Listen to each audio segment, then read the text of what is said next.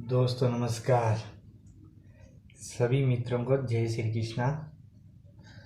आज अपन current class के अंदर पार्ट 3 पढ़ते हैं। इंडिया की समसामयिक की जो महत्वपूर्ण तथ्य हैं वो अपन डिस्कस कर रहे हैं और अपनी ये तीसरी क्लास है। बहुत ही इंटरेस्ट के साथ अपन पढ़ रहे हैं और आप भी अच्छे से ये क्लास ले रहे हो। तो अपन शुरू करते हैं आज की क्लास। आज की क्लास से पहले एक चाणक्य का बहुत ही शानदार कथन है, इसको अपन देखते हैं फिर अपन शुरू करते हैं क्लास। तो चाणक्य की एक बात है। चाणक्य ने कहा था कि अगर तुम्हारे विचार ऐसे ही काले रहे तो नियति भी एक दिन तुम्हारे जीवन में अंधकार ही लाएगी। इस कथन को आप जरूर थोड़ा सा गौर करना। अगर तुम्हारे विचार ऐसे ही काले रहे तो नियति भी एक दिन तुम्हारे जीवन में अंधकार ही लाएगी। इसका मतलब आप पॉजिटिव सोचो, अपने जीवन के अंदर पॉजिटिव होगा। आप नेगेटिव सोचोगे तो अपने जीवन के अंदर नेगेटिव ही होगा। चलो शुरू करते हैं अपना आज की क्लास। समसामयिकी फर्स्ट है अपना। फरवरी 2022 में शीतकालीन ओलंपिक खेलों का आयोजन कहाँ आयोजित होगा? तो बीजिंग। और बीजिंग कहाँ है? चीन में प्रस्तावित है। तो क्वेश्चन आ जाए अपने पास कि शीतकालीन ओलंपिक खेलों का आयोजन 2022 के अंदर कहाँ होगा? तो चीन बीजिंग के अंदर प्रस्तावित है। अगला अपन क्वेश्चन लेते हैं। दिल्ली के मुख्यमंत्री अरविंद केजरीवाल से संबंधित क्वेश्चन है। बहुत ही इंपॉर्टेंट फैक्ट है, जरूर देखना थोड़ा इसको। अपने दिल्ली के मुख्यमंत्री अरविंद केजरीवाल ने प्रदूषण कम करने हेतु दिल्ली में इलेक्ट्रॉनिक वाहनों को प्रोत्साहन के लिए, मतलब प्रदूषण कम करने के लिए जो इलेक्ट्रॉनिक चार्जिंग जो बैटरियां हैं उसके लिए, चार्जिंग बैटरी से संबंधित जो वाहन है उनके लिए एक प्रोत्साहन के लिए एक कार्यक्रम चलाया था। उसका नाम था स्विच दिल्ली। क्या नाम था? स्विच दिल्ली। कब चलाया गया? फरवरी 2021 के अंदर ये कार्यक्रम प्रारंभ कर गया। क्योंकि दिल्ली के अंदर प्रदूषण बहुत ही ज़्यादा है, वहाँ सांस लेने में बहुत ज़्यादा दिक्कत होती है। इसीलिए दिल्ली के मुख्यमंत्री केजरीवाल ने वहां पर इलेक्ट्रॉनिक वाहनों को प्रोत्साहन के लिए एक कार्यक्रम चला दिया, स्विच दिल्ली। इससे क्या, ज़्यादा से ज़्यादा इलेक्ट्रॉनिक वाहन खरीदेंगे और ये पेट्रोल डीजल वाले वाहन कम होंगे तो प्रदूषण भी कम होगा। क्योंकि जब अपन प्रकृति से छेड़छाड़ करेंगे तो प्रकृति अपना रूप दिखाएगी किसी तरह दिखाए। अपन वहाँ दिल्ली के अंदर लोगों ने प्रकृति से छेड़छाड़ की, पौधों की कमी हो गई, पेड़ पौधों की कमी हो गई, इसीलिए वहाँ पर प्रदूषण इतना ज़्यादा हो गया, बहुत ही हाई लेवल प्रदूषण पहुँच गया। इसीलिए अपने यहाँ से एक शिक्षा लोग अपने जीवन के अंदर कम से कम एक पेड़ जरूर लगाए, एक पेड़ जरूर लगाए। अगला अपन क्वेश्चन करते हैं, गुजरात उच्च न्यायालय से संबंधित है। बहुत ही इंपॉर्टेंट फैक्ट है। क्या है कि गुजरात उच्च न्यायालय ने स्थापना के 60 वर्ष पूरे हो गए। गुजरात उच्च न्यायालय की स्थापना के कितने वर्ष पूरे हो गए? 60 वर्ष पूरे हुए। और इस पर कब हुए थे? 6 फरवरी 2021 को गुजरात उच्च न्यायालय के 60 वर्ष। और पीएम मोदी ने यहाँ पर एक स्मृति डाक टिकट जारी किया है। क्वेश्चन यहाँ से ये पूछा जा सकता है कि किस उच्च न्यायालय ने अपनी स्थापना के 60 वर्ष पूरे कर दिए? तो गुजरात उच्च न्यायालय ने। बहुत ही अच्छा फैक्ट, शानदार क्वेश्चन है ये। फिर आता है अपना क्वेश्चन बहुत ही और भी शानदार तगड़ा क्वेश्चन है। मार्सेलो रेबडो डी सोसा, देखो बहुत शानदार है। मार्सेलो रेबडो डी सोसा पुर्तगाल के राष्ट्रपति पुनर्निर्वाचित हुए। पुर्तगाल के राष्ट्रपति वर्तमान के अंदर ये पूर्व निर्वाचित हुए हैं। यहाँ पर पहले यही थे, कौन? Marcelo rhabdo. क्वेश्चन ही बहुत ही तगड़ा है ये। मार्सेलो रेबडो नाम ही देखो, ये पुनः निर्वाचित हो गए। पहले यही थे और वर्तमान के अंदर ही वापस यही बन गए, इसलिए इम्पोर्टेंट थोड़ा फैक्ट है, जरूर ध्यान रखना। और इनको अगर पूछ ले, सर्वाधिक मत इनको मिले थे, 60.7% मत इनको मिले थे। 2016 के अंदर बने थे, वापस 2021 में और बन गए। कौन? पुर्तगाल के राष्ट्रपति। तो क्वेश्चन आ सकता है, पुर्तगाल के नए राष्ट्रपति का नाम मार्सेलो रेबेलो डी सोसा। अगला क्वेश्चन है अपने बहुत ही तगड़ा। म्यांमार, भारत का पड़ोसी देश, म्यांमार में निर्वाचित सरकार का तख्ता पटल कर दिया था। वहां पर सरकारें बनी थी, पहले वहां पर शासन लोकतंत्र नहीं था, लेकिन चुनाव हुए, चुनाव के अंदर सरकार बनी थी, लेकिन वहां पर सेना ने अपने कब्जे में वापस ले लिया और वहां पर सेना का सत्ता पर कब्जा हो गया था। तो जरूर थोड़ा सा ध्यान रखना, म्यांमार के अंदर है ये, तख्ता पलट हो गया और सेना ने वहां पर कब्जा कर लिया। बहुत ही शानदार क्वेश्चन। तो अपन मिलते हैं अपन नेक्स्ट के क्वेश्चन की तरफ बढ़ते हैं।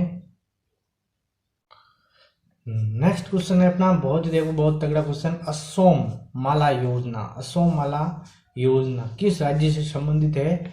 तो असम से संबंधित है।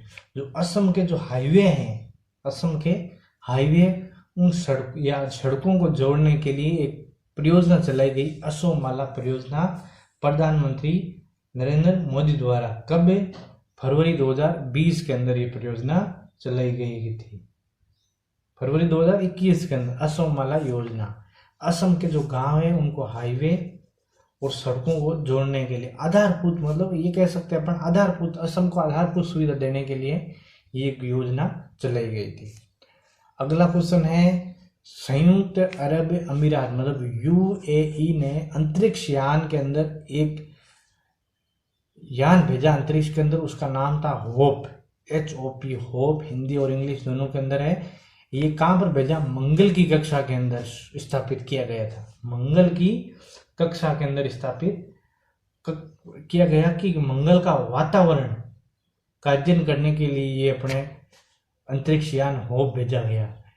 ये प्रथम अरब राष्ट्र है, अरब के अंदर है, प्रथम अरब राष्ट्र है जो यूएई ने ये अंतरिक्ष यान भेजा था होप, मंगल की कक्षा में स्थापित किया ताकि मंगल ग्रह के जो वातावरण है उसका अध्ययन किया जा सके। बहुत ही शानदार क्वेश्चन। चलते हैं अपन नेक्स्ट क्वेश्चन की तरफ। अभ्युदय योजना, क्या कौन सी योजना है? अभ्युदय योजना। अभ्युदय योजना उत्तर प्रदेश के अंदर की है। उत्तर प्रदेश के मुख्यमंत्री योगी आदित्यनाथ ने इसको प्रारंभ की थी।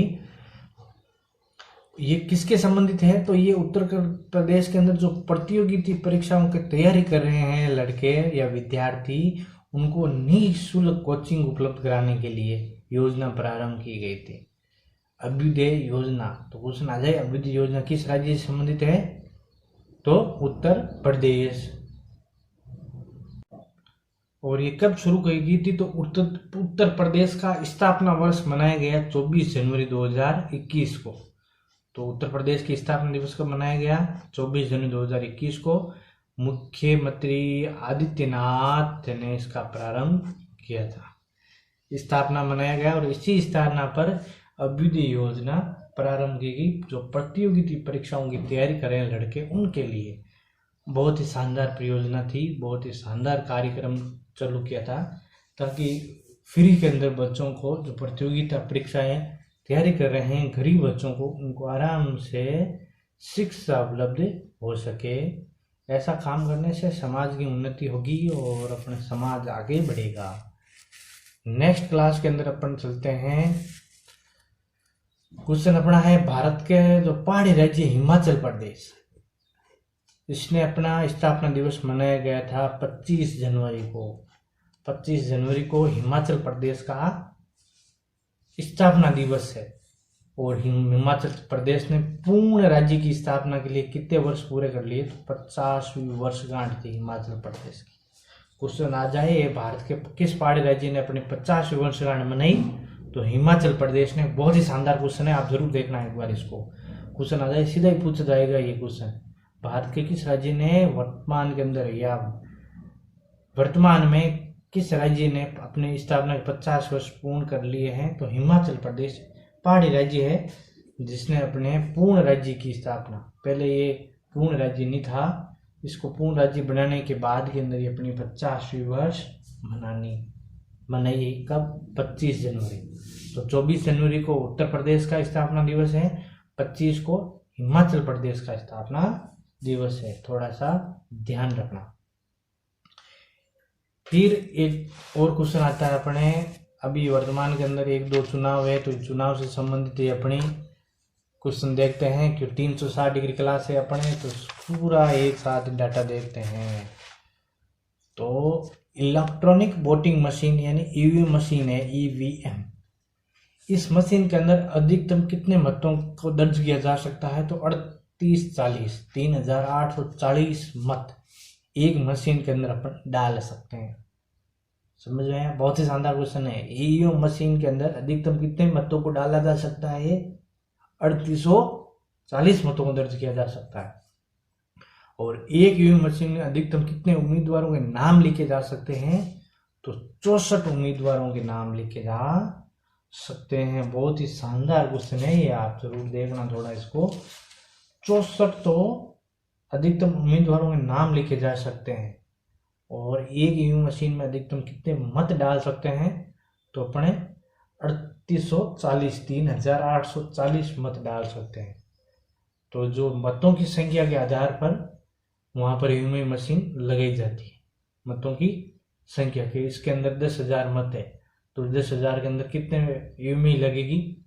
लगभग 3 और 4 के बीच में लगेगी। 3 भी हो सकती है और 4 भी हो सकती है। वो अपने 3 के अंदर आ सकता है, क्योंकि 3840 मत है तो 3 के अंदर आ सकता है आराम से, तो 3 मशीन लग सकती है।